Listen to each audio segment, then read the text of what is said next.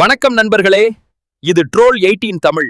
எல்லோரையும் கட்சி வித்தியாசம் பார்க்காம பொறிச்சு எடுக்கிறது தான் நம்ம வேலை. அதனால சேனலுக்கு வாங்க, வீடியோ பாருங்க, சிரிச்சுக்கிட்டே லைக்க தட்டிட்டு சப்ஸ்கிரைப் பண்ணிட்டு கமெண்ட்ல திட்டுங்க. ஆனா பஸ் எல்லாம் சொல்ல போனா உண்மையாவே முக்கியம் தான். இது என்ன பிரமாதம்? இது விட பெசலைட் ஒண்ணு இருக்கு, கூவுடா. கண்டிப்பா 2026ல திமுக தான் வரணும், வருவாரு. அவர் தான் கண்டிப்பா வருவார். இந்த பெண் யார் தெரியுமா?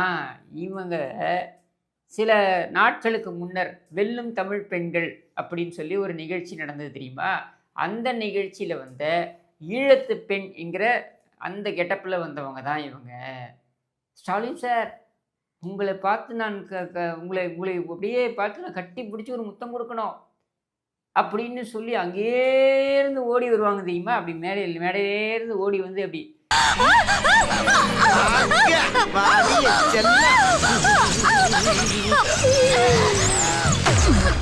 ஒரு ஒரு ஒரு பயங்கர ஒரு ஒரு உற்சாகத்துடன் ஓடி அப்படி ஸ்டாலினை தழுவுவதற்காக வருவாங்க தெரியுமா?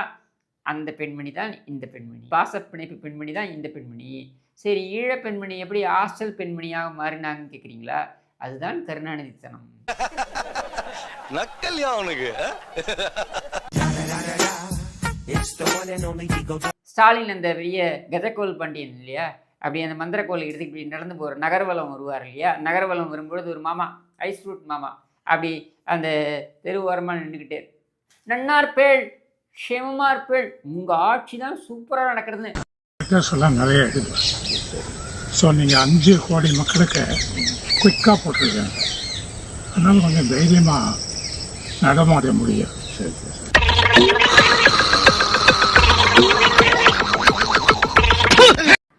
நெஞ்ச நிமிர்த்தி காலை தூக்கி நடக்கிற மாதிரி தமிழ்நாடு இன்றைக்கு முன்னேறிட்டு இருக்கு.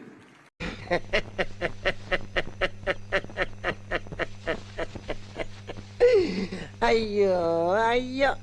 மயிலாடுதுறை அருகே பள்ளி குழந்தைகளை இறக்கிவிட சென்ற தனியார் பள்ளி பேருந்தை வழிமறித்த மதுபோதை இளைஞர்கள் உள்ளே இருந்தது பிஞ்சு குழந்தைகள் என்றும் பாராமல் பேருந்தின் மீது சரமாரியாக கற்களை வீசி அத்துமீறலில் ஈடுபட்டனர்.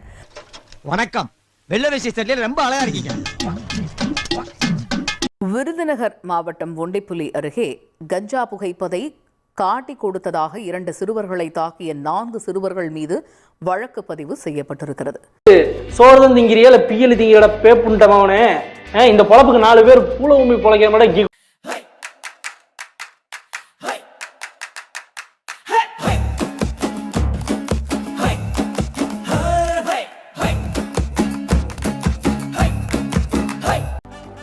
திருத்தணி ரயில் நிலையம் அருகே வடமாநில இளைஞரை சிறார்கள் அறிவாளால் துடிக்க வெட்டிய சம்பவம் பெரும் பரபரப்பை ஏற்படுத்தியுள்ளது.